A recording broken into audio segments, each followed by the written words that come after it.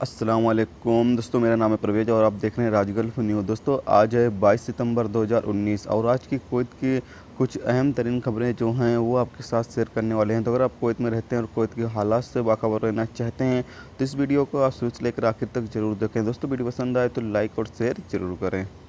दोस्तों आज की पहली खबर ये है कि कुवैत एक्टिंग प्राइम मिनिस्टर और ministry of defence Sheikh Nasser Al Sabah Al Ahmad Al Sabah Kuwait के एयर फोर्स और एयर डिफेंस का दौरा किया और इन तमाम जगहों पर इस चीज़ की तहकीकात की गई कि जो फ़िलहाल इंतज़ाम है, सिक्योरिटी इंतज़ाम है, उसको बेहतर बनाया जाए और कोई भी आने वाले ख़तरे से बाखबर रहा जाए। जैसा कि आप सभी को पता है कि अभी फ़िलहाल में सऊदी अरामको पर जो है वो हमला किया गया था, जिसमें काफ़ी ज़्यादा नुकसान हुआ है। तो इसीलिए कुवैत भी इस चीज़ से बाखबर रहना चाहता है कि कभी भी कोई किसी भी तरह का कोई भी ख़तरा हो तो उससे निपटने के लिए एयर फोर्स, एयर डिफेंस जो है वो होशियार रहें और आगाह रहें। दोस्तों अगली खबर ये है कि कुवैत कस्टम ड्यूटी के जनरल एडमिनिस्ट्रेशन के अधिकारियों ने इंटरनेशनल ब्रांड के नकली सामान ले जा रहे 3 कार्गो को जब्त कर लिया, जिन्हें फेंक दिया गया। माल की जब्ती मिनिस्ट्री ऑफ कॉमर्स से कॉन्टैक्ट करने या वाजे करने के बाद हुई कि जब्त किए गए माल नकली थे।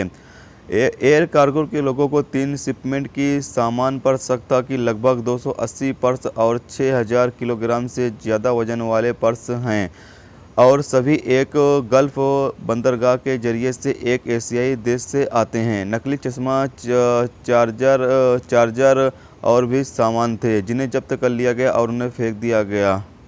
दोस्तों अगली खबर यह है कि कुवैत एक बांग्लादेशी शख्स को लापरवाही से गाड़ी चलाने और पुलिस गश्ती दस्ते के साथ टकराव करने के लिए गिरफ्तार किया गया था। आल अम्बा रिपोर्ट के मुताबिक यह सालमिया में अमन गोल राउंड अबाउट के पास हुआ, जब एक गश्ती दस्ते पुलिस अहलकार ने बांग्लादेशी शख्स को रोका और उसके वो लापरवाही से गाड़ी चला रहा था, जिसके वजह से उसके ऊपर गिरामा वो कर रहा था, जिसके बाद बांग्लादेशी शख्स ने उस पुलिस अहलकार से टकराव किया, जिसके बाद उसे गिरफ्तार कर लिया गया। दोस्तों अगली खबर यह है कि कुवैत क्रिमिनल तहकीकाती डिपार्टमेंट के अहलकारों ने एक सीरियाई शख्स के घर से उंगलियों के निशान उठाए हैं, जिन्होंने पुलिस को एक टोकरी, $4000, 2 पासपोर्ट, एक सोने की अंगूठी और 1000 दिनार चोरी करने की खबर दी थी, जो कि उसके बेडरूम से हुई थी। अल अम्बा रिपोर्ट के मुताबिक एक सिक्योरिटी जराये ने कहा है कि तहकीकात इस बुनियाद पर पहुंची है कि बिप्टन अपने अपार्टमेंट के दरवाजे को बंद करना भूल गया था। चोर ने चोरी करने के लिए इस कमी का फ़ायदा उठाया। तहकीकात करने वालों ने कहा है कि चोर सीधे उस कमरे में गया जहां तिजोरी थी और उसमें घुसकर सामान चुरा लिया। जराये ने कहा है कि इस मामले में मर्द के रिश्तेदार मेन मुलजिम होंगे, क्योंकि उनमें से एक के जराइम करने के डबल उम्मीद है, क्योंकि ऐसा मालूम होता है कि चोर को पता था कि वास्तव में क्या करना है। यानी कि जैसा कि चोर को पता था कि तिजोरी कहाँ पे रखी है और वो सीधा तिजोरी पर ही गया और जो भी सामान था वो चोरी कर लिया।